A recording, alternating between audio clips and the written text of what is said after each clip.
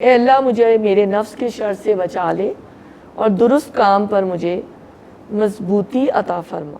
حضرت یوسف کے کردار میں، ان کے کیریکٹر میں ہمارے کردار کی حفاظت کے لیے، ہماری نصیحت کے لیے بہت کچھ موجود ہے۔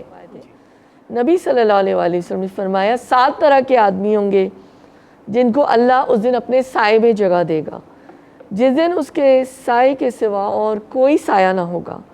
ان میں سے ایک وہ شخص جسے کسی باعزت اور حسین عورت نے برے ارادے سے بلایا لیکن اس نے یہ کہہ دیا کہ میں اللہ سے ڈرتا ہوں۔ یہ بخاری کی 660 نمبر حدیث ہے۔ جمال الوجود بذكر الإله وتصفو الحياة بنور هدى جمال الوجود بذكر الإله وتصفو الحياة بنور ڈاکٹر صاحبہ، حضرت یوسف علیہ السلام نے اللہ تعالیٰ سے دعا مانگی ہے، پارہ نمبر 12 میں اس کا بھی تذکرہ ہوا ہے۔ وہ کون سی دعا ہے جو حضرت یوسف علیہ السلام نے بارگاہ الہی میں مانگی تھی؟ بسم اللہ الرحمن الرحیم۔ چونکہ ہمارا طریقہ ہے ہم آیت کے ذریعے سے ہی پہلے بات شروع کرتے ہیں اور آیت میں آپ کا جواب ایک لحاظ سے شروع ہو جاتا ہے، پھر اس کو دیکھ لیتے ہیں اللہ تعالیٰ کیا بتانا چاہ رہے ہیں۔ قال رب السجن أحب إلي مما يدعونني إليه وإلا تصرف عني كيدهن أصب إليهن وأكن من الجاهلين۔ حضرت یوسف علیہ السلام نے کہا اے میرے رب، قید مجھے منظور ہے بنسبت اس کے کہ میں وہ کام کروں جو یہ لوگ مجھ سے چاہتے ہیں۔ اگر تو نے ان کی چالوں سے مجھے دفع نہ کیا تو میں ان کے دام میں پھنس جاؤں گا اور جاہلوں میں شامل ہو کر رہوں گا۔ یہ تفسیر تفہیم القرآن۔ اچھا، اس کا مضمون بھی ربوبیت بھی ہے کہ فوراً ہی ربوبیت سے ہی شروع ہوتا ہے، اے میرے رب، دعا جو یہ کر رہے ہیں نا۔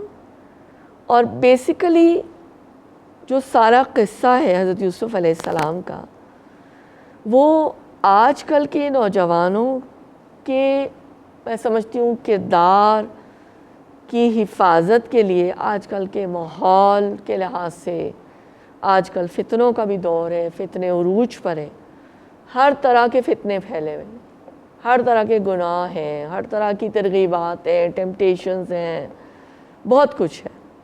تو حضرت یوسف کے کردار میں، ان کے کیریکٹر میں ہمارے کردار کی حفاظت کے لیے، ہماری نصیحت کے لیے بہت کچھ موجود ہے۔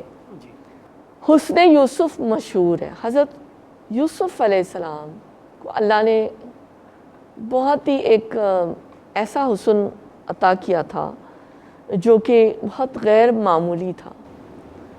19-20 سال کے وہ ایک خوبصورت نوجوان تھے، پھر غریبی بھی ہوئی، جلا وطنی بھی ہوئی، جبری غلامی بھی ہوئی، بیچا بھی گیا، اور بیچ کر جو اللہ کی مشیت کے تحت انتہائی ایک رئیس کے گھر اللہ نے ان کو پہنچا دیا۔ ان کے حسن کا چرچا ساری ہی دارالسلطنت میں پھیلتا چلا گیا، اور شہر بھر کی جو جس کو ہم ایلیٹ کلاس کہتے ہیں، امیر گھرانوں کی عورتیں ان پر فریفتہ ہو گئیں، اور بہت سارے خوبصورت جال جو تھے وہ ان کے ارد گرد بن دیے گئے۔ ہر طرح کی تدبیریں، میں کہوں گی ہیرسمنٹ، ہراس کیا گیا ان کو۔ وہ اتنے پاک باز اور زہد کے اوپر تھے، ظاہر ہے اس زہد کو توڑنے کی بھی کوشش کی گئی۔ حضرت یوسف علیہ السلام ایسے موقع پر بہت پریشان تھے اور انہوں نے اللہ سے دعا کی کہ یہ جو ان کے اوپر الزام بے بنیاد لگایا گیا تھا نا قید کا، یہ قید میں منظور کرتا ہوں۔ آپ دیکھیے ایک لڑکا، گڈ لکنگ، خوبصورت، ایک نبی یہ بات کہہ سکتا تھا، یا کوئی پاک باز ایک نوجوان یہ بات کہہ سکتا ہے کہ اس نے کہا مجھے قید منظور ہے، بنسبت اس کے کہ میں جو جال میرے ارد گرد پھیلایا جا رہا ہے میں اس کے اندر پھنس جاؤں. یہ ایک بہت ہی ایک بلند عمل ہے نا. بالکل. شیطانی ترغیبات کا مقابلہ کرتے کرتے بھی انسان ایک پوائنٹ ہوتا ہے اس کا مشکل آ جاتا ہے. تو میں یہ بتانا چاہتی ہوں آج کے نوجوان کو کہ کیسی مضبوط سیرت تھی، صرف لڑکوں کو نہیں لڑکیوں کو بھی لڑکوں کو بھی، کہ ایسی ایسی حسین اور جوان عورتیں جو کہ ان کے اوپر بالکل بری طرح گرویدہ تھی، فریفتہ تھیں، اور وہ جو تھے اللہ سے التجا کرتے ہیں میں کمزور ہوں، اللہ میں جو ہوں نا مجھے آپ بچا لیجئے، میں چاہتا ہوں میرے قدم کہیں پھسل نہ جائیں، مجھے قید منظور ہے. یہ بہت میرے خیال میں ادھر بہت ہی زیادہ فوڈ فار تھاٹ موجود ہے نا. حدیث ہم دیکھ لیتے ہیں. حضرت ابو ہریرہ رضی اللہ تعالیٰ عنہ سے روایت ہے، نبی صلی اللہ علیہ وآلہ وسلم نے فرمایا 7 طرح کے آدمی ہوں گے جن کو اللہ اس دن اپنے سائے میں جگہ دے گا، جس دن اس کے سائے کے سوا اور کوئی سایہ نہ ہوگا. ان میں سے ایک وہ شخص جسے کسی باعزت اور حسین عورت نے برے ارادے سے بلایا لیکن اس نے یہ کہہ دیا کہ میں اللہ سے ڈرتا ہوں.